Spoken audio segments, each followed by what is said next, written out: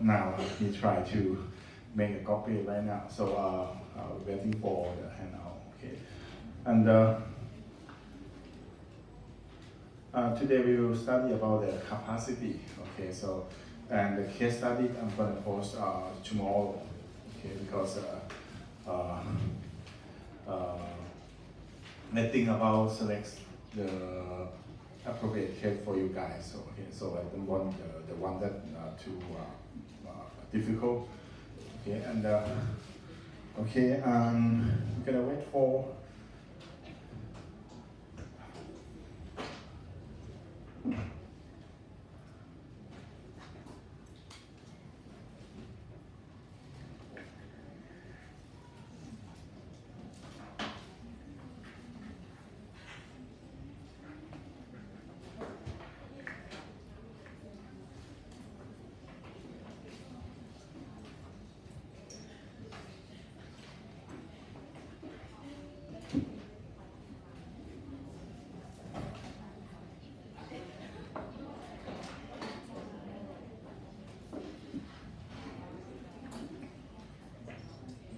Anyway, I can post the handout on our course view first. So.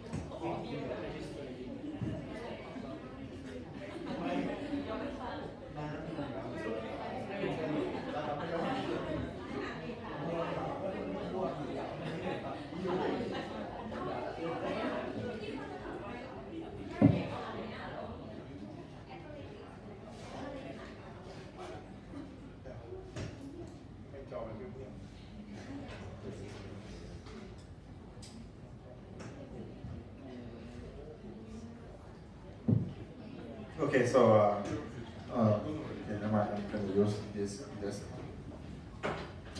Okay,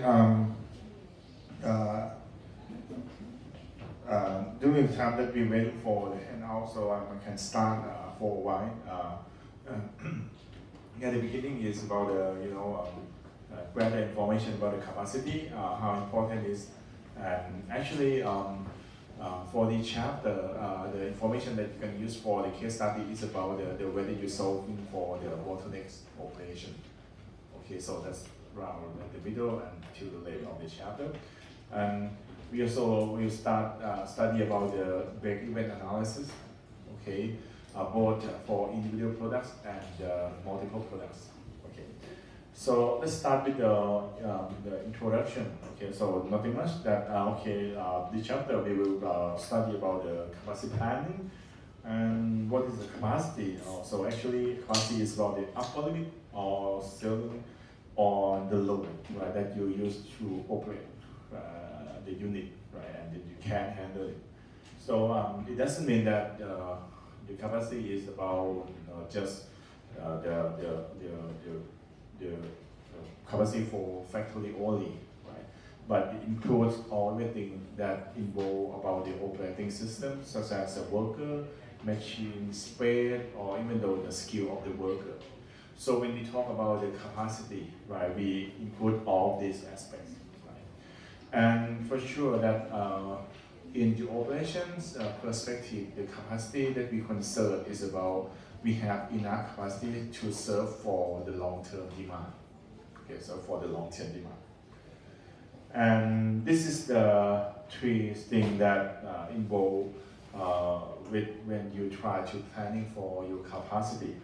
The first one is about you need to finding about the fixed cost of the capacity. This is because for sure that when you try to planning for your capacity, yes, you need to make like the investment, like initial investment, or even though like the fixed cost of your machine, or even though for your worker. Right?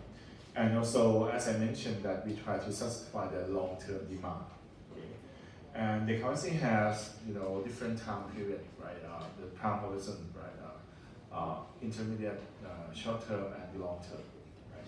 And each of them have the different strategy. Okay.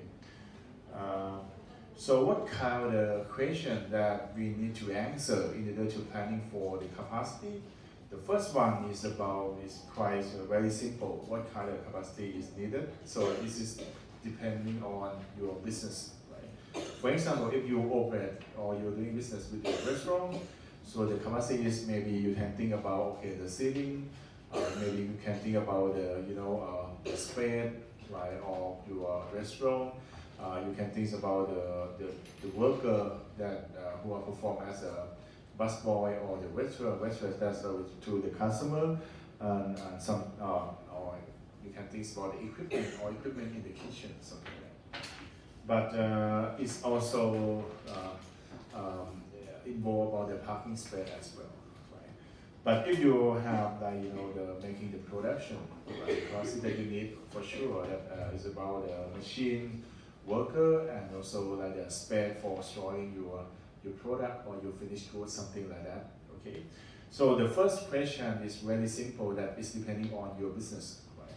But for the second and the third one, how much and when, this kind of question you can answer from the forecasting, right? So we can forecast, right, estimate the demand that's gonna happen, so then you can know that how much that you need for the capacity to serve for or satisfy that demand. And also when it needed, so it is about you estimate, right, what kind of trend, so when that you things that is gonna have like fluctuated of the demand, something like that. So this the second one and the third question is depend on your forecasting. Okay, but anyway, for this is as I mentioned, that we have long term, intermediate term, and the short term for the time horizon of the capacity planning. And as I mentioned that we have the different strategy. Okay, mostly we have two main things. The first one is about you are not modifying your capacity. You use your own capacity that you have the existing one. So if you use your existing one about the capacity strategy, you can see that for the long term, you cannot have anything that to plan for because it's not compatible for the long term. Because long term, finally, you need to modify your capacity such that you're building your new facility or something like that. But for using your own or your existing capacity, it's suitable for the short term and even though the intermediate term. So what's kind of things that we do for using the existing capacity for the short term and intermediate term? Actually, we try to reschedule or allocate the machine for use, right? And also we can using the inventory that we collect from the period that we have low demand. And that collection of the inventory, we can bring it to use for the period that we have the higher demand, something like that, right? Or you can adding more personnel to work in for something like that. But on the other hand, another option is about you modify the capacity. So you can see that in the option of modifying capacity is not appropriate for the short term because it doesn't make sense.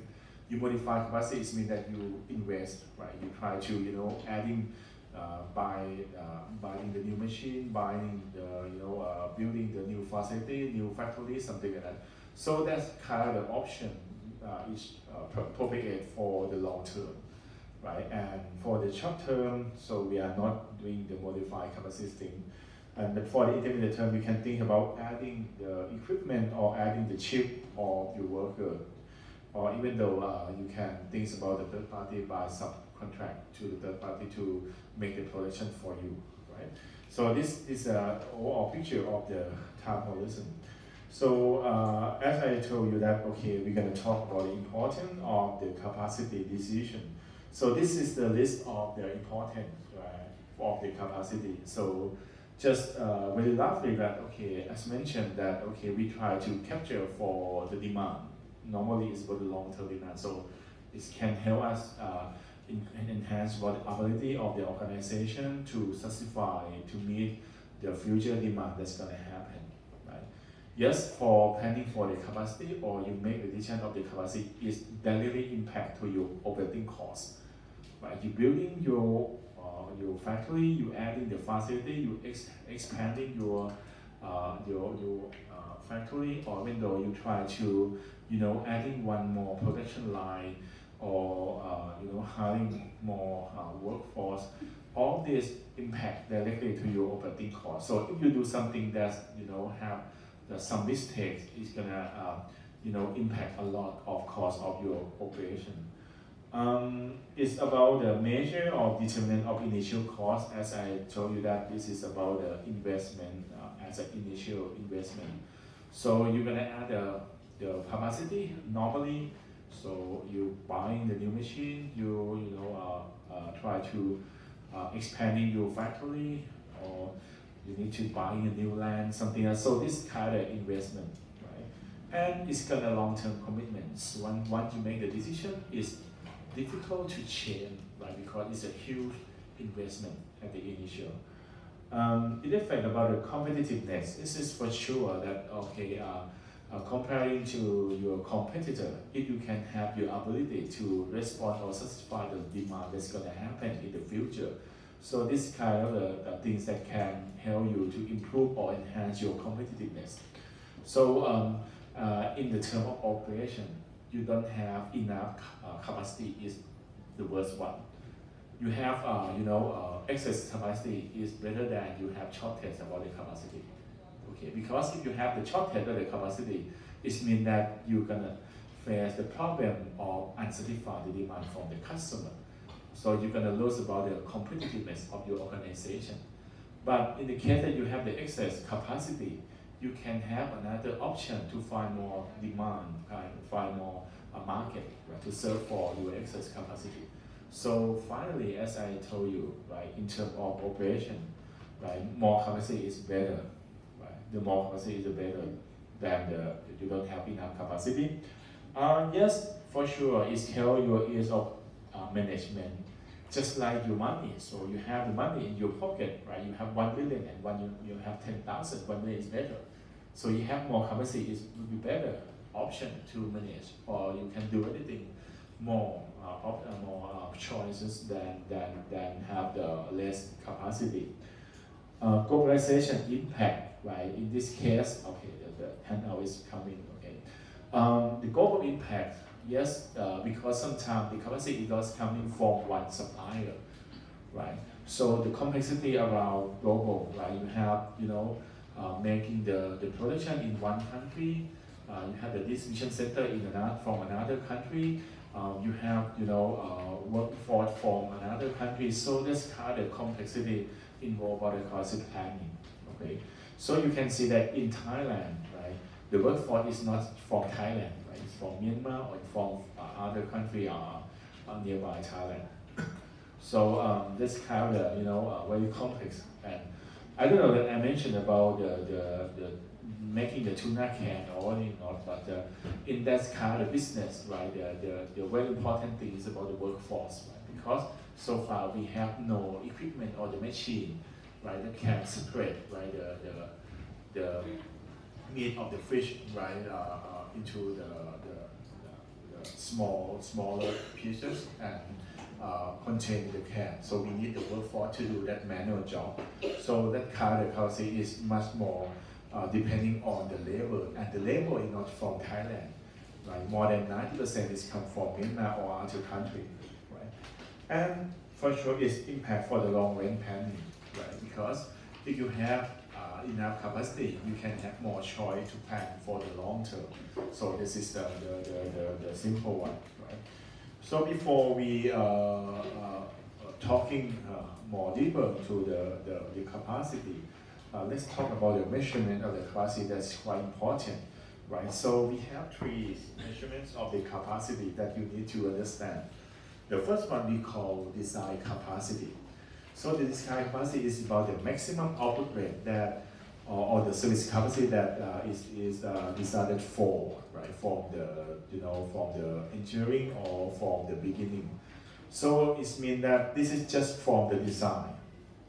So, but in actual, it maybe not have that enough capacity equal to the design capacity. So the design capacity is just the one or the capacity or the capacity that is decided for. For example, let's say the machine maybe is designed for making the production, let's say 1,000 units. But when you do it operate, but using that machine, actually, you will not reach 1,000 units for sure, because the 1,000 units is come from the design. Or maybe we can imply such as, using the car, you can see your car, right, at the gauge, right, it's tell that, okay, your car is fast, around 240 kilometers per hour. But when you try to get in the maximum speed of your car, it's not reached to 240 kilometers per hour for sure. But it's designed for, but the actual one is not reached to the maximum one. So design capacity is the maximum output rate that designed for. It's just like the top one. The effective capacity usually is less than design capacity. It is the capacity that using the design capacity minus all the allowance things. Allowance such as a personal break, right? So that's a lunch break, coffee break, or the time that the worker chit chat, right? The time that you are not that doing real operation. You have the personal time or the time that you using allowance that you using for the maintenance thing. Right? So effective capacity will not equal or exceed the design capacity. It's gonna less than design capacity. But anyway, actual one of the output is less than effective capacity, because the actual output maybe is the one that maybe maximum one is can be reached to effective capacity, but generally it's less than effective capacity because the actual output is about the real rate of output that equal to the effective capacity minus, right, the one that we have unplanned event that's going to happen. For example, machine breakdown, or the problem of the qualities, or the shortage of the raw material that cannot make the production or something like that. So if I ranking, it means that actual output is a real one, and then the effective capacity and the desired one is about the design capacity. So these three measurements, once you know how can we use this, right? Normally we're gonna use it for calculate what we call the efficiency and utilization. So you can see that for the efficiency, we use actual output divided by effective capacity. But for the utilization, we use the actual output divided by the design capacity. So it's quite the same, but actually not the same because the denominator is not the same, effective capacity and design capacity. So if you can measure as a percentage, right? But the different thing is that, okay, sometimes you have the very good efficiency, but you are not have good enough utilization. Right? So we need to measure by using these two terms, you're working together. Because just only the efficiency maybe sometimes is not enough, right, to tell about the ability of your organization in the term of capacity. We need to look at the utilization as well. Okay? So in this case, how can we apply more? So if we look at this one, we can see that, okay, the better one is that if we can make the efficiency very close to the utilization, is very good. How can we make these two terms very close together? For sure that the difference between effective capacity and design capacity. So if you can make effective capacity very close to the design capacity, then efficiency will close to the utilization for sure, right? So in this case, it is a good one that if you can, reducing about your idle time from your workforce, the coffee break, lunch break, maintenance that maybe did too often, so maybe you can enhance the efficiency to getting more utilization. This is an example of the calculation. The design capacity is, let's say, 50 trucks per day. Effective capacity is 40 trucks per day. Actual output is 36 trucks. So if you look at the efficiency calculation, we have 90%. It's quite good, right? But actually, when we look at the utilization, it's just 72%. So maybe we can do it better, right, in this case. And we can apply this kind of measurement in the way that we make the design for the production line as well. For example, in this case, let's say we have the bakery, and we're making the products. Okay, the actual production last week is 148,000 rolls. Empty capacity, let's say 125,000 rolls. Design capacity is 1,200 rolls per hour. Let's say that we operate 7 days a week and we have 3 shifts of each 8 hours. So the design capacity, then we try to calculate for a week time, right, as an hour, and then we multiply with 1,200. So finally we have the design capacity is about 201,600, right? And then, if you calculate the utilization, right, you're using the actual output divided by design capacity, you have around 73.4%.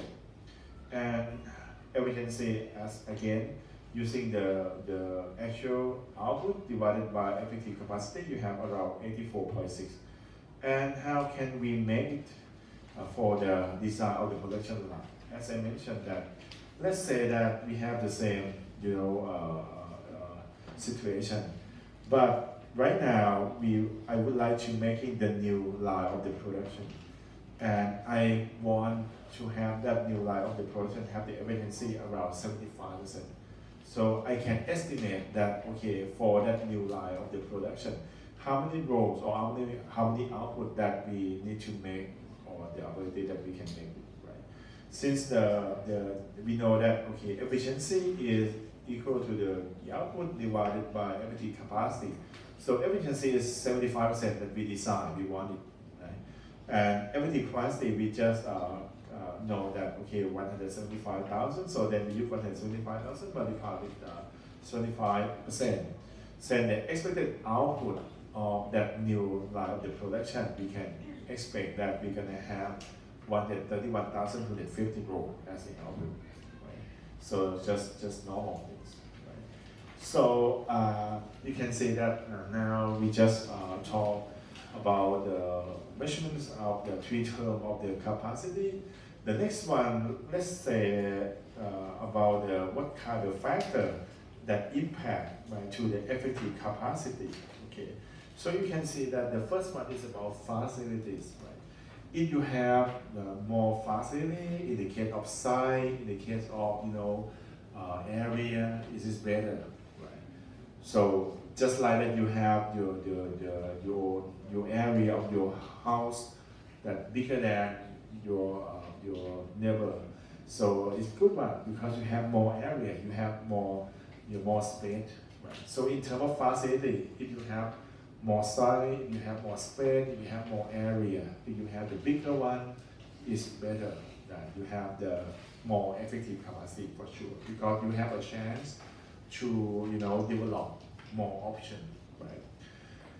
How about the product and service factor, right? We just talked about the product and service design last week, so you can see that if you have the product that very standard, you have more effective capacity, because more standard product, right, is easier to make the production, it's faster, and you can expect higher output. So that means you have more effective capacity than the product that have more complexity. Okay. In the term of process factors, in these things we talk in the term of qualities. So if you have the very good process or the better process in terms of quality, it means you have the low defective product, you have the low rate of the scrap rate. So that means you have better effective capacity. Human factor as well, right? It depends, right? So in terms of the skill, right? For sure that if you have the your people that have the higher skill, you have more better effective capacity, right? And in the term of sometimes you have, it doesn't mean that you have more workforce is better than lower workforce, because it depends on your skill. Right? It depends on the skill of the workforce as well. But we look at the skill, we look at the how long that they involved into that job, because if they have more experience, they're gonna have more skill, that you can expect more effective capacity. Policy factor, yes, if you have the policy for your organization, it's gonna make directly impact to the effective capacity. For example, if your policy of your company say that, okay, you have no policy about the overtime, so for sure you have the lower effective capacity, because you don't have the choice that let the workforce doing the overtime to make more output, right? Something like that. Operational factor, we can think in terms of the inventory management, quality management, or even about the layout planning. So if you have the really bad of those kind of things, you have the lower effective capacity. Supply chain factor, right? It depends on the other organization, how you link between the organization, such as how effective that you link to your supplier or to your customer. If you have the better of that kind of communication or linkage between organization as a supply chain, you're gonna have the better effective capacity. External factors such as the natural disaster, the earthquake, or the flooding maybe impact the capacity as well, right? So if you have that kind of unplanned, and it's gonna worse with your capacity, right? So you can see that the capacity is quite important, and a lot of factors that can impact to the capacity of the organization. So how can we make the strategy for the capacity, right? So we know that the capacity decision is impact to several operation decisions in the organization. Normally, the strategy for the capacity need to be aligned with the strategy of the organization and also the mission of the organization. So generally for the strategy of organization, I think more than 70 or 80%, the strategy is about the growth strategy. So if you have the strategy that kind of growth strategy, so the capacity should be increased capacity for sure. So this kind of thing that you need to align. But if you try to reduce the capacity, but you have the strategy for growth, it doesn't make sense because you don't have enough capacity to operate or to expanding more for your business. Right? Okay, as I mentioned that the capacity planning, we try to serve for the long-term demand. So this is the way that we can managing the demand. We have several options, right? The first option is about the demand exceeds capacity. If you have this case, demand exceeds capacity, it's not good for the operation because you cannot satisfy the demand. So in long term, for sure that you need to increase your capacity, right? But for the short term, how can we managing that demand that exceeds our capacity? So normally in this option, we're using more option from the marketing strategy, right? Playing with the price, setting about the price, right? More demand, you increase the price, you can reduce the demand. And another way for the marketing strategy to handle the case of demand exceeds capacity is about managing about the lead time. So sometimes you cannot have enough capacity to serve for the demand. So then you extend, right? Extend your lead time, right, to the customer. And for sure that when you extend the lead time, the customer will unhappy for sure because they need to wait too long before they getting the product. But in that case, you need to have some, the gimmick or some, promotion provided to them in order to make them feel calmly and waiting until they reach the output of the products. But anyway, demand exceeds capacity. Finally, in long term, you need to expanding or increasing the capacity. The second option for managing the demand is about capacity exceeds demand. As I mentioned in this case, so what we're gonna do? So we just simulate the new market, right? Trying finding the new customer. Or even though you can play with your product by redesign or making the minor change in order to make the customer more exciting about the new look of the product, something like that. And the third one is about the managing the demand in the case that adjusting to the seasonal demand. If you have the demand that kind of seasonal, so maybe we can have the strategy of using the complementary demand pattern.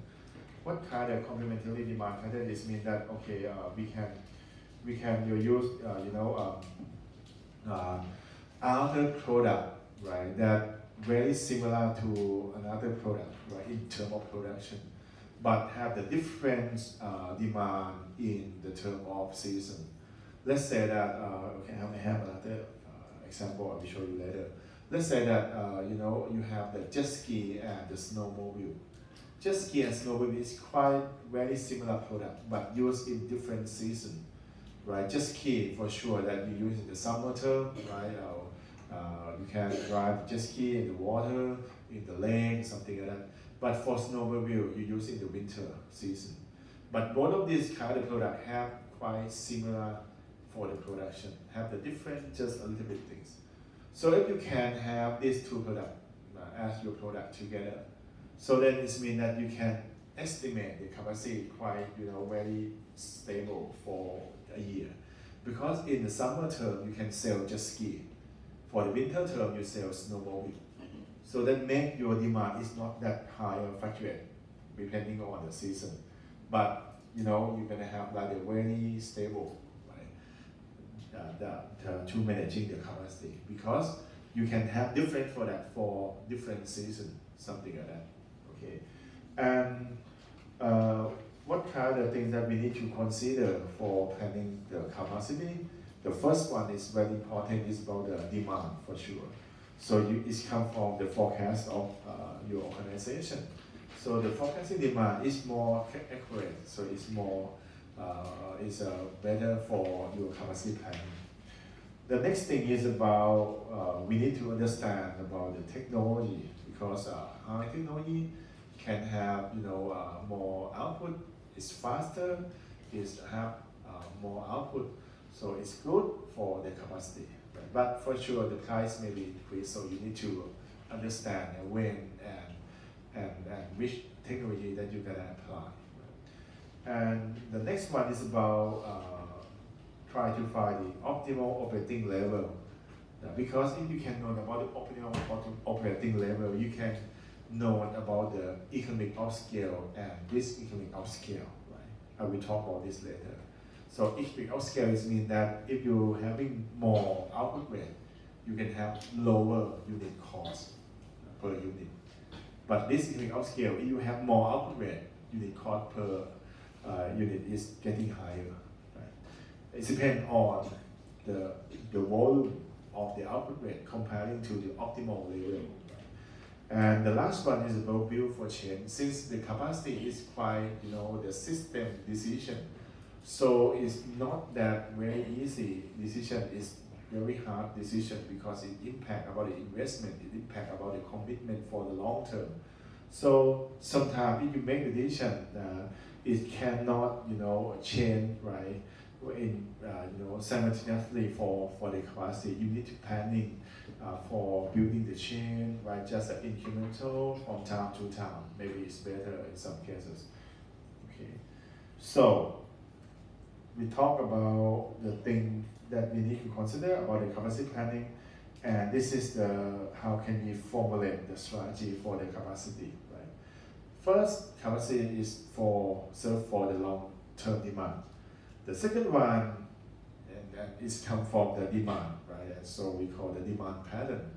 So you need to know about the pattern of your previous demand, right? Because demand is have the pattern just like a trend, or the demand have the seasonal, or the demand have the cycle. So we need to know about it. And we need to know more, right, detail than that. Such as you have like a trend is trending up or trending down, how long is gonna have that growth rate, right, or down rate, and how about the variability of the horizontal pattern, something like that. So you know all this from the forecasting. So we need that information, right, to formulate the strategy. In terms of facilities, right, we need to know about the cost of building or expanding your facility and or your operating, right? Because finally, when you make a strategy, the term of finance is quite important as well. Right? The option that you can make based on the capacity, we need to take the effect from the financial impact as well. Right? The technology change, so we know about technology, and then we need to know that okay, when that we're gonna change the technology, right? And for sure that behavior of the competitors, right? So know who, right? Know we need to looking and benchmarking with the competitor as well. And the rest is about your availability of the output and also your capital, your money, right, that you're gonna do, right, for the strategy. And this is the key decision, right, of the capacity planning. The first one, you need to know about what we call capacity cushion. Capacity cushion is about the capacity that we serve for the extra demand that, offsets from the uncertainty, right? So the basic calculation is that we're using 100% minus the utilization. Timing of change, right? As I mentioned that, okay, when that you're gonna change, because you need to have the some, enough time to making that change, right? So it's timely, right? It's quite important. And needs to maintain balance. As I mentioned that, when we study the operation, we look at the whole system. So maintaining the balance when we talk about the capacity, we cannot focusing on one subsystem about the capacity. We need to see how it link and impact to other subsystems, right? So if you have more capacity in that kind of specific system, but it's going to impact to another one, maybe it doesn't have enough capacity as well. So you need to maintain balance of them, right? In order to make it, more stable and reduce the problem of bottlenecks, right? And also the flexibility of the facility is a good thing, right? If your facility can have more flexibility to adjust based on the capacity, this is a good way that we want, right? So this is like a key decision that we need to consider. And how can we, planning, this is like a step, right, that I want to show you. First one, for sure, from the demand, you estimate the future demand, so then we know about the capacity for the future that we're gonna use, right, that we're gonna plan for. Estimate, right, the requirement for the future capacity that's come from the demand, and then evaluate the existing one, what kind of existing capacity that you have. So then you're gonna find the gap, right, that for sure you don't have enough capacity. So then you think about the option or alternative that we're gonna handle for that, not enough capacity. So then you list about all the alternatives, and then you consider the financial analysis for each option. You're also thinking about in terms of qualitative things in each option, right? Such as the model, such as the impact, right, to the culture of the organization, something like that. And then you select the one from your option that you think is the best one. Then you implement that alternative, right? So this kind of very simple, similar to others, things that you list all the possible alternatives, and then you take the effect of the financial thing and the qualitative factor, and then you select the best one that you think this is the best from the amount of the alternative, and then you apply, right? And monitor the result. Right? This is kind of step. Right? So again, long-term and short-term, the forecasting may be quite different. That the information that you need, right? For the long term, maybe we want to see more about the trend and about the cycle that impact a lot about the facility size and the extension of the facility. But for the short term, maybe we consider more variation or fluctuation of the demand of the forecasting thing. This is much more involved by the seasonal or irregular pattern of the demand. So in conclusion, the trend and cycle for the long term, short term is for small variability, the fluctuation or the irregular variation. And for capacity, we usually rounding up always. For example, in this case, let's say that you have 3 products. You know what the annual demand for each of them. Let's say the first product annual demand is 400. The second one 300, and the last one 700. You know about the standard processing time per unit, so it means this is about the time to produce 1 unit of your product. For product 1, you're using 5 hours to produce 1 unit. Product 2, 8 hours. Product 3, you use 2 hours. So once we know about the annual demand, then we multiply with the standard processing time. Then you're going to have the total processing time per year, right, for each of them. So then we're gonna have like 400 multiplied with 5, you have 2,000, you have 2,400, you have 1,400. And for the overall, for these 3 products, we need the time, annual time for these 3 products, right? 5,800 hours. Right? But if you have the machine that can produce all these 3 products, but the capacity per one machine is 2,000 hours. So then it means that you're using 5,800 divided by 2,000, you have 2.9 machines, right? So in practical, we rounding up to be using 3 machines. So my point is that for the capacity, we always rounding up, right? For the term of the number of machines that we want, we calculate that by, you need to know about the standard processing time per unit for each product. How about the service? Yes, in terms of capacity planning for the service is quite difficult. And yes, we know that the service is the capacity for the service. The thing that we need to keep in mind is about it needs to be near the customer. Because near the customer, because the service you have like a higher interaction with the customer. Right, so very close to the customer is the best one.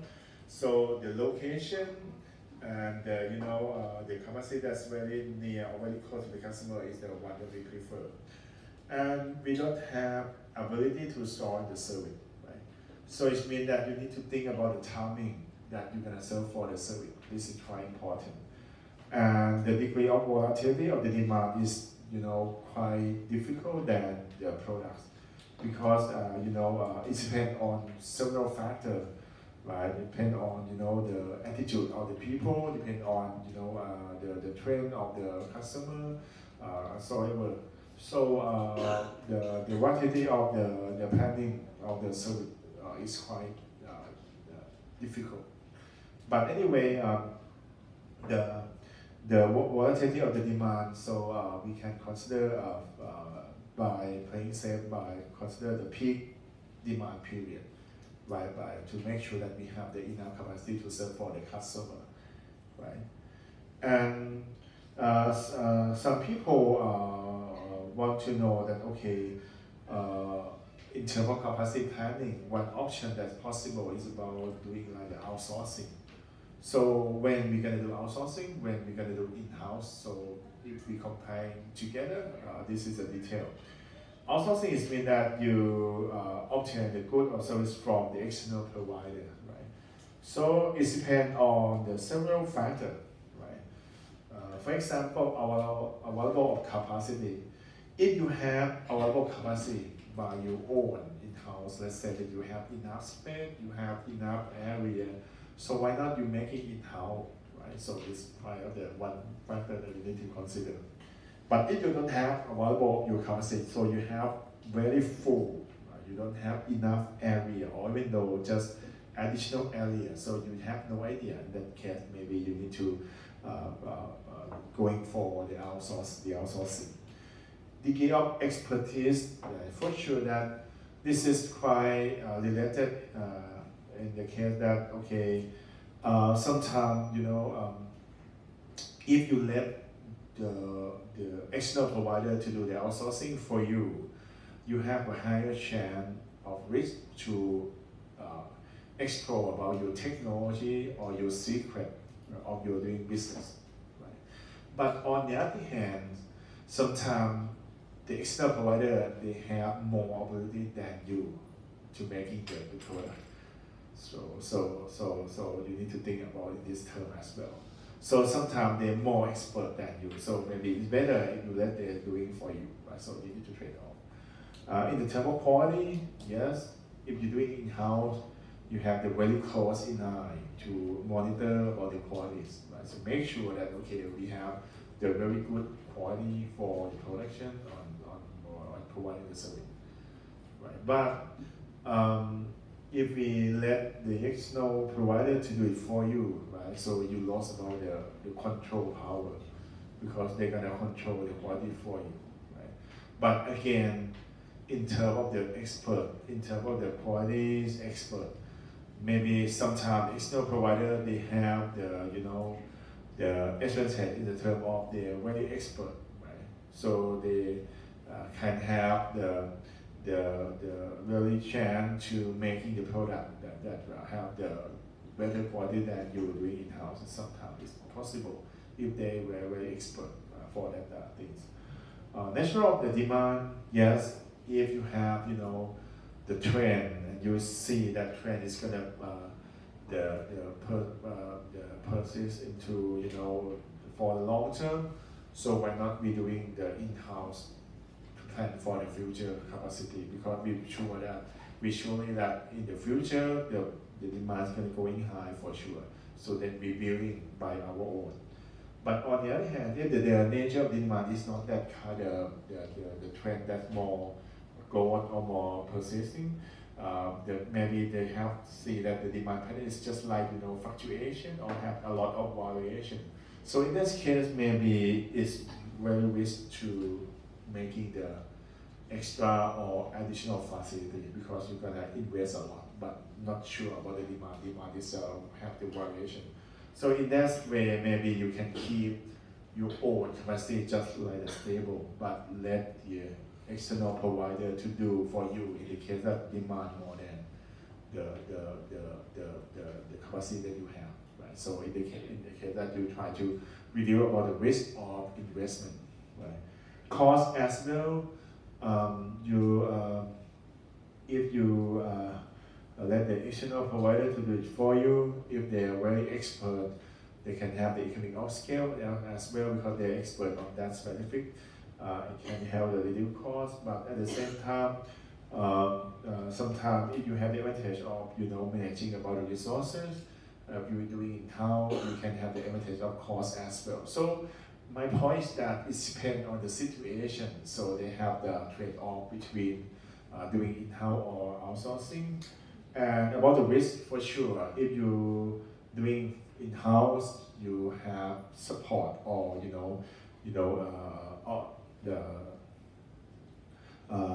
taking care of the risk 100%, right?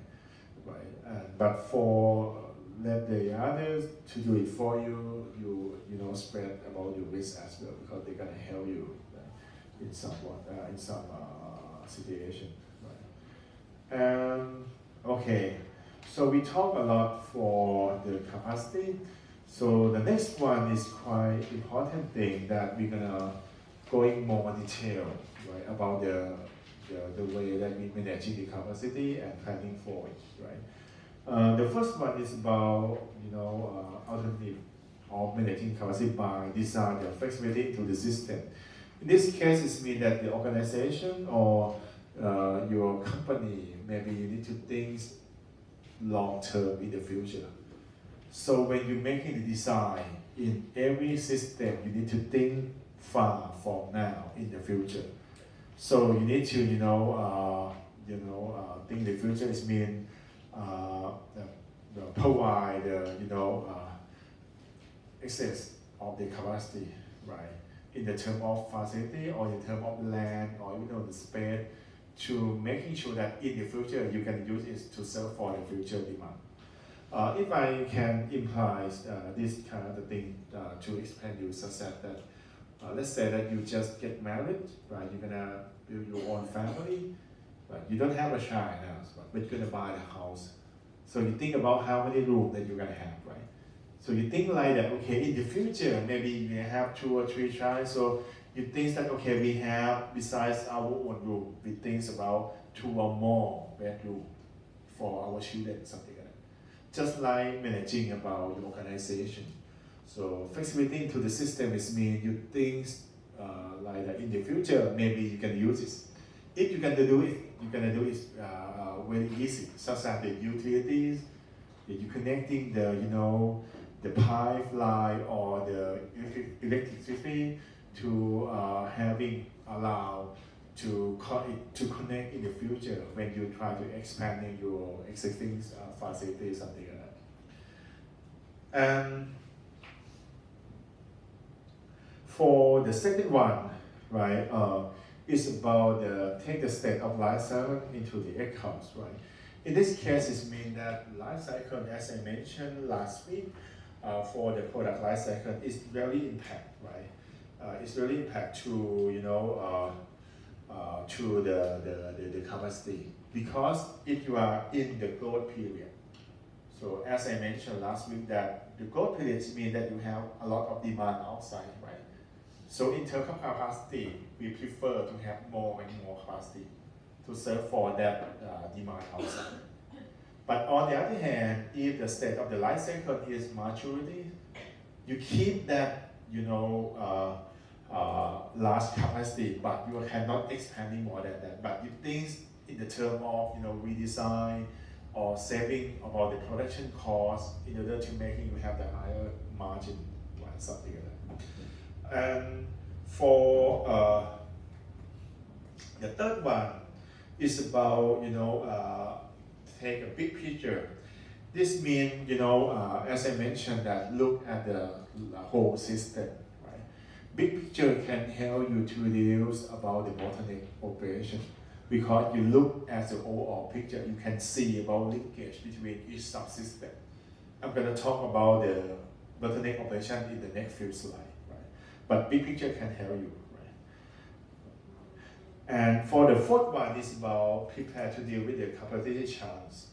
So in this case, it means that, okay, sometimes, you cannot have the capacity that you plan exactly match for the demand that's going to happen.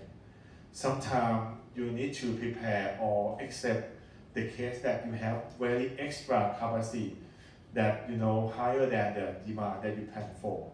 For example, you have the demand, let's say 1,000 units, one machine that you can have, one machine you have the capacity 400 units. So if you want to serve for that demand, you need to have 3 machines, right? So 3 machines you have 1,200 units. So it means that you have excess capacity for 200. This kind of capacity chart. In some cases, you just left for 100 units, but per one machine it have the capacity 2,000. But you need to grab for that extra machine because you want to closing the gap of that 100 unit. But you have the excess capacity, so we call the capacity chart. And for the fifth one is about attempt to smooth out the capacity requirement. So you can think in the term of complementary demand that I just mentioned. I will show you in the next few slides as well. We prefer to have the managing of the capacity very smooth, very stable, because it's good for the worker, right, and good for planning. Because more stable, right, it means that it's more routine. It don't have any surprise, right. So the strategy of making the capacity is more stable is good because we are not changing too much. The worker is not confusing about the operation, and we can adding the option in the term that you have more excess demand or something like that. But if you adjust the capacity, right, follow the demand high, you have the capacity high, demand low, getting the capacity low. You have the good advantage in the term of inventory management because you have keep inventory less, but you're gonna have the problem of mistaken that can happen because the workforce changing the level of operation day by day, right? You have a lot of setting up, right? You're gonna have to pay a lot of cost in the term of operation. How about the last one is about thinking about the optimal operating level. Just I mentioned that it's gonna help you, right? It's gonna help you in the term of finding the economic of scale and diseconomic of scale, right? I will show you in the next few slides. So this is the bottleneck operation. What is this? So you're gonna use this using this concept for your case study. Bottleneck operation is for the operation that have the lower output and very slow. You take more time to getting the output. So in this case, quite very simple that we have 4 machines, right? Machine 1, 2, 3, 4. Each of them, right, produce the output 10 units per hour. All of them fit into the operation. So if you don't have the problem of bottleneck operation, the output from that operation should out for 40 units per hour. But in this case, the output from that operation is 30 units per hour, right? So it's not equal to 40. It's coming inside 40, but it getting out just 30. So something wrong inside, right? So that's counting we call the bottleneck operation. So in the real world bottleneck, you can see a lot of, in the traffic, in the street, in the expressway from Thailand, right? Especially that the EasyPass. EasyPass from the tollway or the expressway is quite, the good example of the bottlenecks, right? Sometimes you see that the bottleneck because there's a lot of cars, they are not using that EasyPass, but before they go into that tollway booth they try to change the lane, right? That can have the making the space for the car that gonna use the EasyPass is too narrow. Or window in the intersection that you have the bridge that cross over, right? The interchange, right? You can see that at the down of the street, it's gonna have the problem of bottleneck, something like that. So we see a lot, right? And this kind of thing as well for the bottleneck operation. So in this case, we have 3 operations, right? The first operation, they have ability to produce the output 20 units per hour. Second operation is 10 units per hour. and the last operation is 15 units per hour. So in this case, you can see since we have 3 operations connect together, we have 3 operations. But the second one have the lowest ability to produce the output because it has the ability to produce the output just 10 units per hour. So what happened? Even though you increase this one to be 30 units per hour, it doesn't help nothing.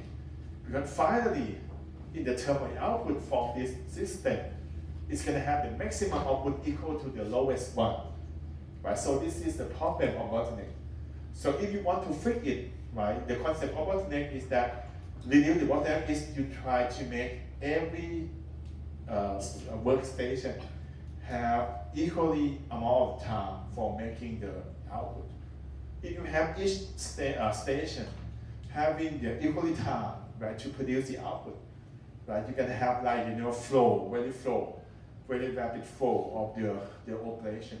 In this case, if you try to solve for this bottleneck, you need to increase the ability of this operation from 10 to more. But in this case, 15 is a good one.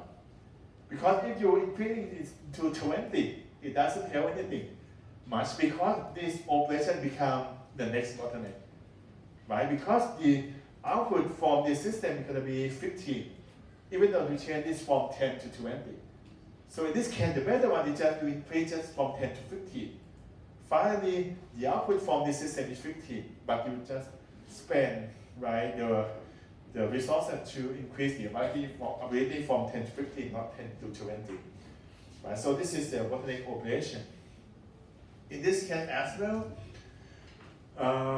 the number of time in each block refer to the time that we, using for making 1 unit of output. Right? You can see that in this case, the operation one, you can see that is using 1 minute to making 1 output, right?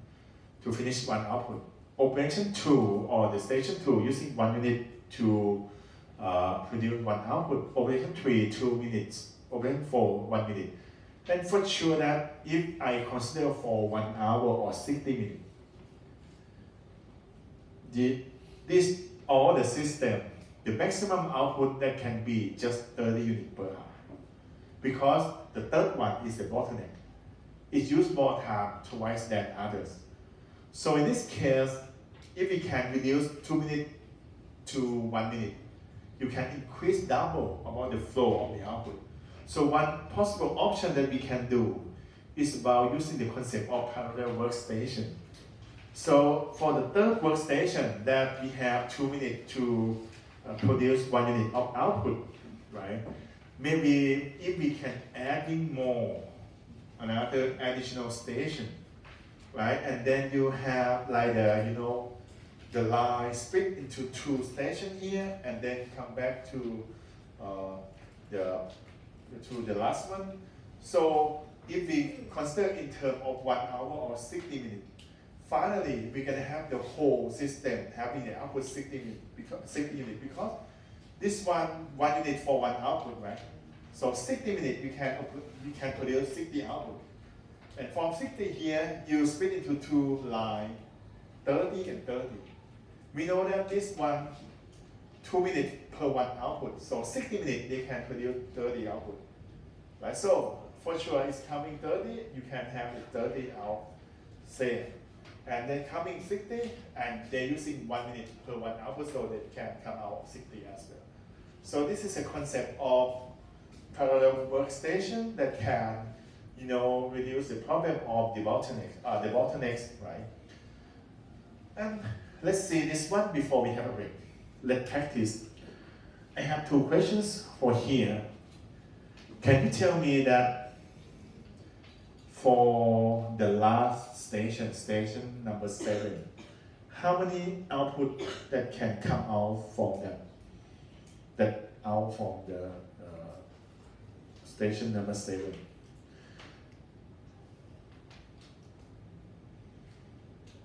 The number of units per hour for under each station represented for their ability to produce the unit output. Let's say the station 1, they can have the ability to produce 20 units per hour. My first question is that for station number 7, how many units per hour that can come out? Units. Wanna try? 28. Yes, 28. Correct. It's 28. Why? Because you look at the top line. The top line, the lowest one is 17, right? So it means that this is the maximum one that they can produce for the top line, 17. The bottom line is 11, is the minimum. Right? So it's coming from the top one, 17, the bottom one, 11. So total that coming to station number 7 is 28. But station number 7, it has ability 38 units per hour. So it means that it's coming 28, they have ability for 38, so they out 28 for sure. The last question for this one. If you have a chance to improve just 2 operations to making the output more than 28, so which operation that you will select to enhance the abilities, and how many units that's gonna out of the station number 7?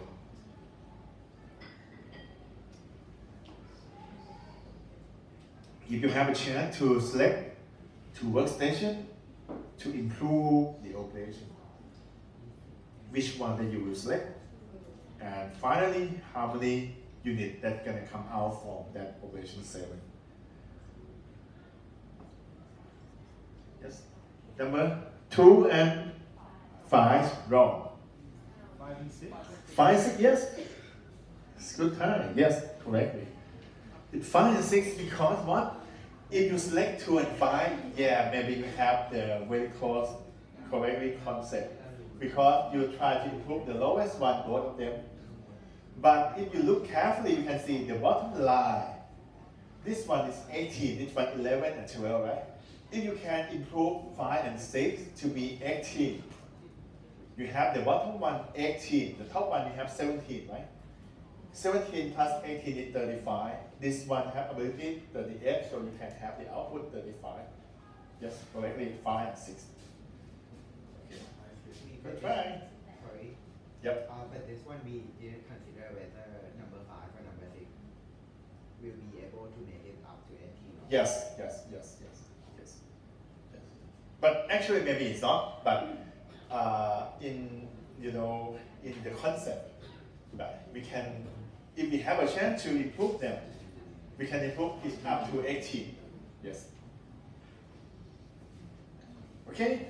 So whether we have a break here, okay, and then we're going to come back to talk the next information.